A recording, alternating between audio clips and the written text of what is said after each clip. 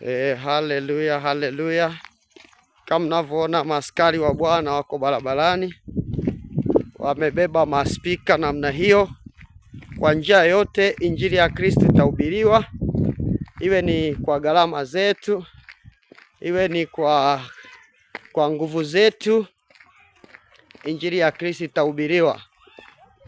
Kama mnavyoona hawa ni makamanda wa Bwana katika kanisa takatifu la Uamsho Tanzania.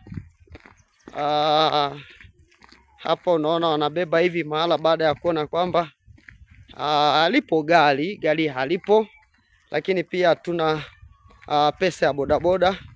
Hatuwezi kuacha kuhubiri injili kwa sababu gari hamna au pesa ya bodaboda haipo. Hapana, tutahubiri tu.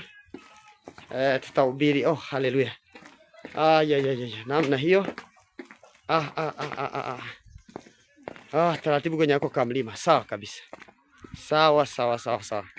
Namna hiyo. Hizi ni speaker. Injili inakwenda kuhubiriwa.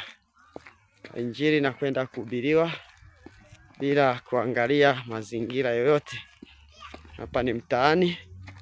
Ndo tunapita hapa mtaani. Tunakwenda huko mbele huko.